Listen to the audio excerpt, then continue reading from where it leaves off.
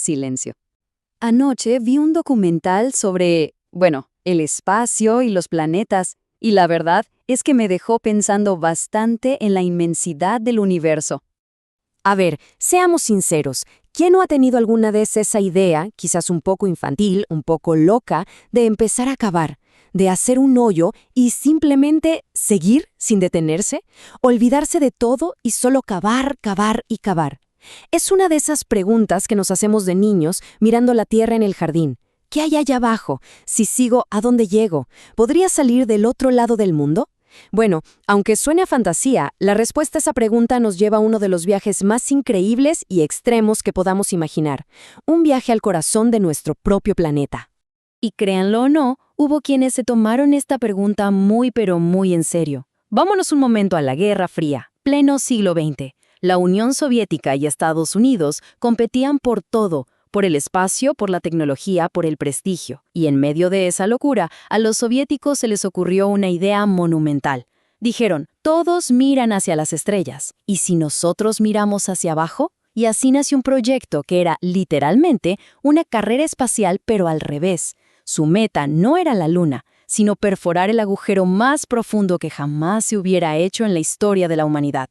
Y después de casi 30 años de un esfuerzo titánico, de luchar contra la roca, el calor y la presión, lo consiguieron.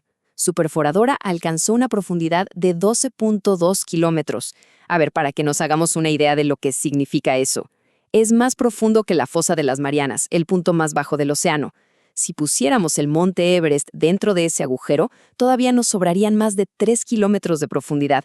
Es sencillamente una proeza de la ingeniería que te deja sin palabras. Pero, y aquí es donde la escala de nuestro planeta nos da una verdadera lección de humildad. ¿Saben cuánto representa esa hazaña, ese agujero de 12.2 kilómetros, en el viaje total hacia el centro de la Tierra? Apenas un 2%. Así es, un mísero 2%. Todo ese trabajo sobrehumano solo sirvió para rascar la superficie. Así que la pregunta sigue ahí más viva que nunca. ¿Qué hay más allá? ¿Qué misterios, qué mundos desconocidos se esconden en el 98% restante? Bueno, pues abróchense los cinturones, porque hoy vamos a hacer ese viaje. Muy bien, comencemos nuestro descenso. Lo primero que vamos a atravesar es la capa que pisamos todos los días, la corteza terrestre. Piensen en ella como la piel de una manzana. Es delgada, es rocosa, es frágil en comparación con el resto del planeta. Y es, básicamente, el único mundo que la humanidad ha conocido directamente. Pero incluso en esta simple piel, las cosas se ponen interesantes muy rápido.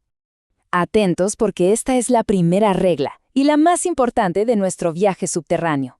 Hace calor, mucho calor, y se pone peor a cada metro.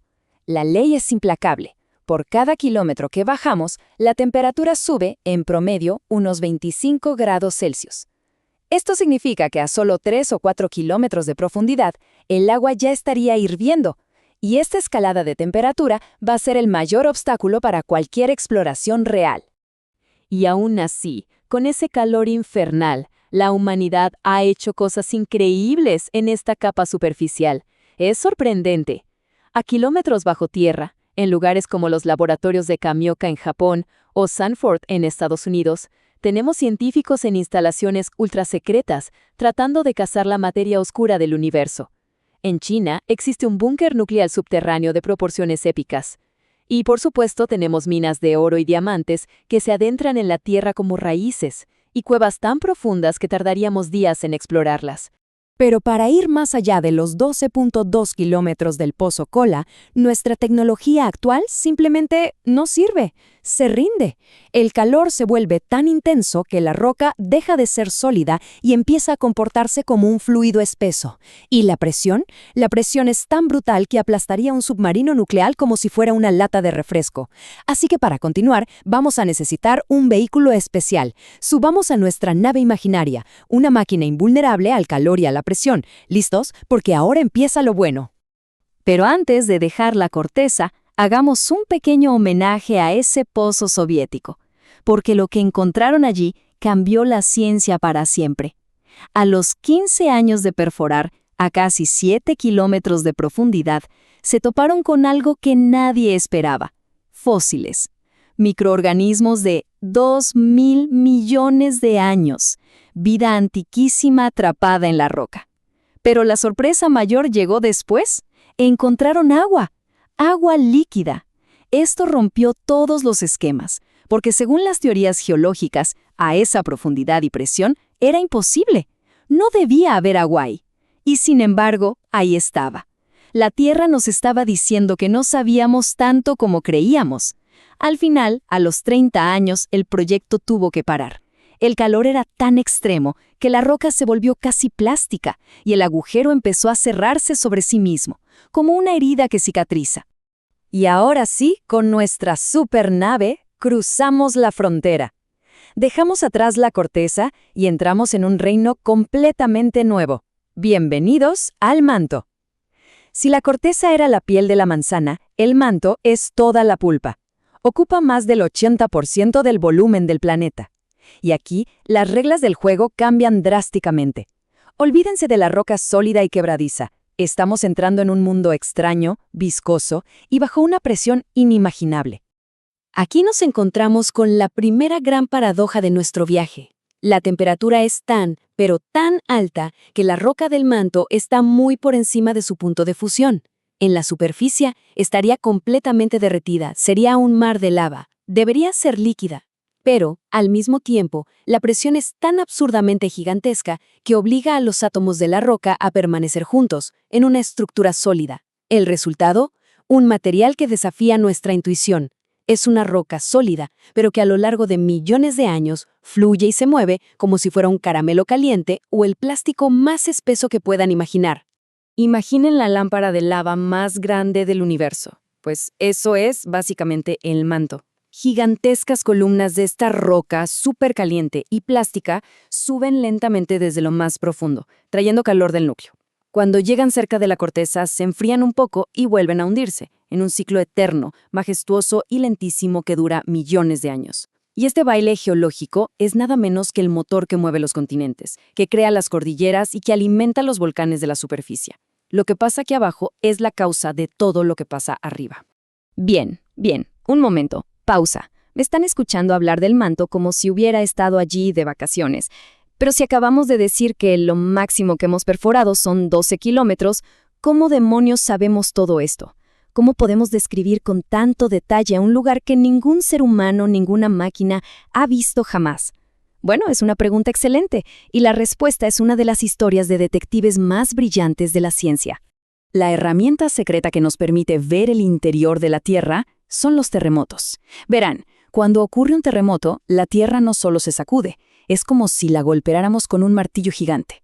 Ese golpe genera ondas de energía, las ondas sísmicas, que viajan a través de todo el planeta, de lado a lado.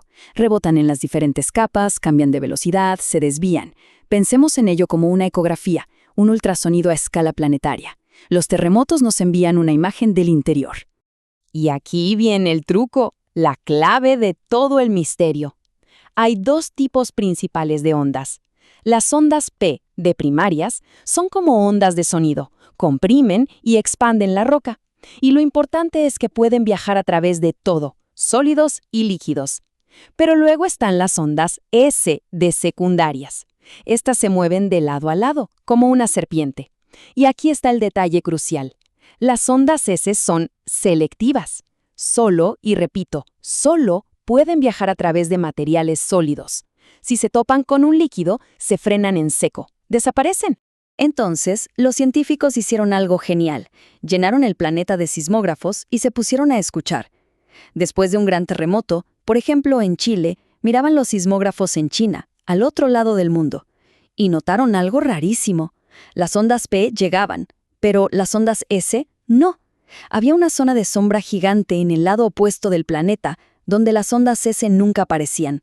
La única explicación posible era un bloqueo. Algo enorme y completamente líquido en el centro de la Tierra las estaba deteniendo. Y así, sin cavar un centímetro más, descubrimos que la Tierra tiene un núcleo líquido, brillante.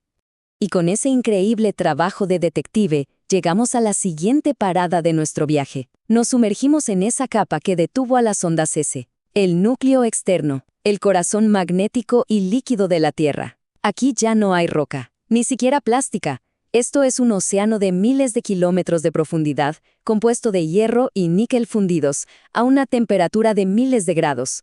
Un verdadero infierno metálico que, paradójicamente, es lo que permite que haya vida en la superficie. Piensen en esto. Tenemos un mar de metal líquido que, debido a la rotación del planeta, está en constante movimiento, arremolinándose como el agua en un desagüe. Este movimiento de un metal conductor genera corrientes eléctricas de una escala colosal. Y como nos enseña la física, una corriente eléctrica gigante crea un campo magnético. Es una dínamo del tamaño de un planeta. Y ese campo magnético es nuestro escudo protector invisible, el que nos defiende cada segundo de la radiación mortal del Sol. Sin este núcleo líquido, la vida en la Tierra sería imposible. Y por si fuera poco, la historia se pone más rara. Este campo magnético no es estable. Cada cierto tiempo, hablamos de cientos de miles de años, se invierte. El polo norte magnético se convierte en el sur y viceversa. ¿Cómo sabemos algo tan loco? Bueno, porque el fondo del océano es como una grabadora geológica. Cuando la lava emerge en las dorsales oceánicas, los minerales de hierro que contiene se alinean con el campo magnético de ese momento. Al enfriarse, esa alineación queda congelada en la roca para siempre. Así que, a medida que el suelo oceánico se expande, va dejando un registro de estas inversiones, como un código de barras magnético que podemos leer. Hemos atravesado el manto plástico, hemos nadado en el océano de hierro líquido, y de repente, nuestra nave imaginaria se detiene. Chocamos contra algo. Hemos llegado al final del camino, al centro del centro, el núcleo interno, el lugar más extraño, más extremo y más misterioso de todo nuestro planeta, el alma sólida y paradójica de la Tierra. Y aquí, en el epicentro de todo, la física se vuelve una locura. La temperatura es de unos 5.500 grados Celsius. Para que se hagan una idea, es tan caliente como la superficie del Sol. El calor, con toda su fuerza, grita: esto tiene que ser líquido. Pero la presión es 3.6 millones de veces la presión que sentimos en la superficie. Es una fuerza tan inimaginablemente aplastante que grita todavía más fuerte: esto tiene que ser sólido. En esta batalla titánica de fuerzas, la presión gana por goleada y obliga al hierro y al níquel a empaquetarse en una bola sólida, cristalina, del tamaño de la Luna.